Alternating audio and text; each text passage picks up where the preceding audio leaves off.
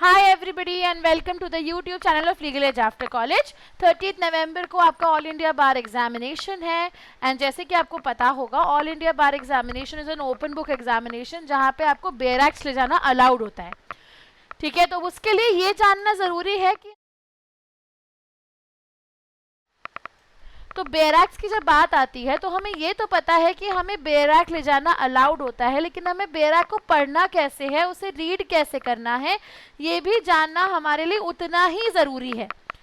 All India bar examination में open book paper है, लेकिन तब भी आपको बेयर एक्ट अलाउड है, आपको बाकी बुक्स अलाउड नहीं है।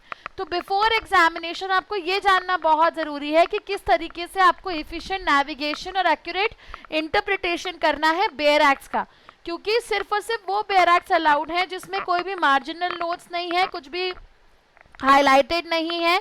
ठीक है, ऐसी कोई भी बेयर एक्ट जिसमें किसी भी नेचर का मार्जिनल नोट है या कुछ भी है, वो सब आपका कवर नहीं होता है और वो आपको ले जाना अलाउड भी नहीं होता है। तो इस पॉइंट ऑफ टाइम पे हमारा ये जानना बहुत ज़रूरी है कि हमको एक्चुअली बेयर एक्ट्स को पढ़ना कैसे है, क्या करेक्ट रीडिंग स्ट्रैटेजी है बेयर एक्ट्स की। तो लेट्स अंडरस्टैंड दैट एवरीवन। सबसे पहले बेसिक स्ट्रक्चर समझो पूरे बेयर एक्ट का कि कैसे क्या चैप्टराइजेशंस में डिवाइडेड है। ठीक है, डेफिनेशन क्लॉजेस क्या है, डेफिनेशन क्लॉजेस को एक बार गो थ्रू करो, क्योंकि डेफिनेशन क्लॉजेस पढ़ने से आपको पूरे बेयर एक्ट का जो बेसिक नॉमेनक्लेचर है, जो डिफरेंट वर्ड्स है, उनका मीनिंग समझ में आ जाएगा। फिर सबसे इंपॉर्टेंट स्टेप है प्रायोरिटाइज करना हाई यील्डिंग सेक्शंस। पीवाईपी के बेसिस पे हमको हर लॉ में से कौन से ऐसे टॉपिक्स हैं जिन पे हमसे रेपिटेटिवली क्वेश्चंस पूछे जा रहे हैं ये पता चल जाता है। ठीक है, तो पहले जब आप पेपर पैटर्न को समझ रहे हो, उसके बाद आप पीवाईपी एनालिसिस करो, तो उस आप वो पॉइंट पे हाई यील्डिंग सेक्शंस की एक लिस्ट बना सकते हो और फिर आप बेयर एक्ट में से उन हाई यील्डिंग सेक्शंस को थरली रीड कर सकते हो, कवर कर सकते हो। Reading and going on again and again to that high yielding sections will help you to master that specific bare act. ये प्रैक्टिस हमें एटलीस्ट मेजर लॉस के लिए कर ही लेनी चाहिए, जिनसे हमको 8 से 10 क्वेश्चंस पूछे जा रहे हैं हर साल पेपर में। उसके बाद प्रैक्टिस सेक्शन स्विचिंग बहुत इंपॉर्टेंट है कि हम क्वेश्चंस लेके बैठें, चाहे हम पीवाईपी लेके बैठे या मॉक टेस्ट लेके बैठे, और उसमें हमको डिफरेंट सब्जेक्ट्स में जो जगल करना पड़ रहा है वो चीज़ हम प्रायर हैंड प्रैक्टिस करें। यदि हम ये सोच रहे हैं कि हम on the day of examination bare act पढ़ना सीख जाएंगे या हम तब समझ जाएंगे, तो आपका पूरा 3 घंटे का जो एग्जाम है वो सिर्फ आंसर ढूंढने में और सेक्शन ढूंढने में ही निकल जाएगा। कहाँ से पेपर कंप्लीट करोगे, कहाँ से पेपर को मार्क करोगे, right. So it is very important कि हम सेक्शन स्विचिंग को ढंग से प्रैक्टिस करें, पार्टिसिपेट करें, समझें पेपर से पहले। वो चीज़ हमारी कैटर हो सकती है through solving maximum mock test. जितने ज़्यादा मॉक टेस्ट हम सॉल्व करेंगे उतने अच्छे से हम अपनी सिचुएशन को कैटर कर पाएंगे। And for mock test I would suggest everyone to please check out the portal of top rankers once. ठीक है, ऑल इंडिया बार एग्जामिनेशन का बहुत ही अफोर्डेबल कोर्स हमारे पोर्टल पे अवेलेबल है, जिसमें आपको मॉक टेस्ट भी मिल रहे हैं, आपको रिकॉर्डेड क्लासेस भी मिल रही हैं, आपको सब कुछ मिल रहा है।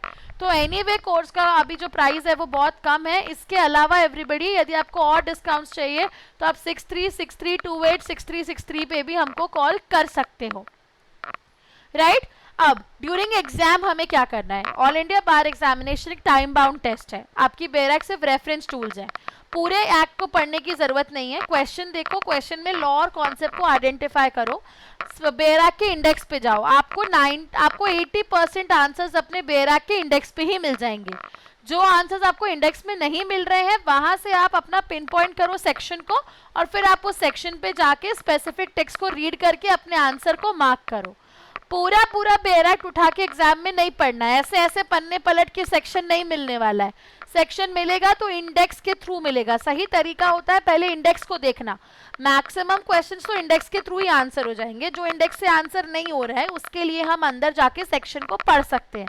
तो ड्यूरिंग एग्जामिनेशन हमें इन बातों का बहुत ध्यान रखना है कि हमको पूरी बेयर एक्ट बिल्कुल भी नहीं पढ़नी है, किसी भी सिनेरियो में हमें इसे रीड नहीं करना है, राइट।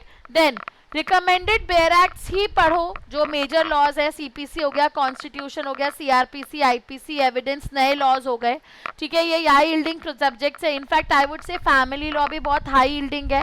ठीक है, तो इनकी ही बेयर एक्ट्स को मास्टर करो, बाकी तो जो मेजर लॉज है, माइनर लॉज है, उनके सेक्शंस आपको डायरेक्टली मिल जाएंगे।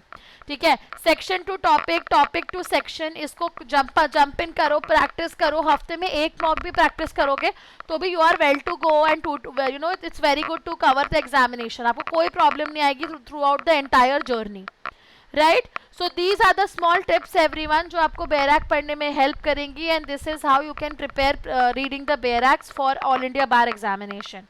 That's it for this specific video everyone, all the best and take care.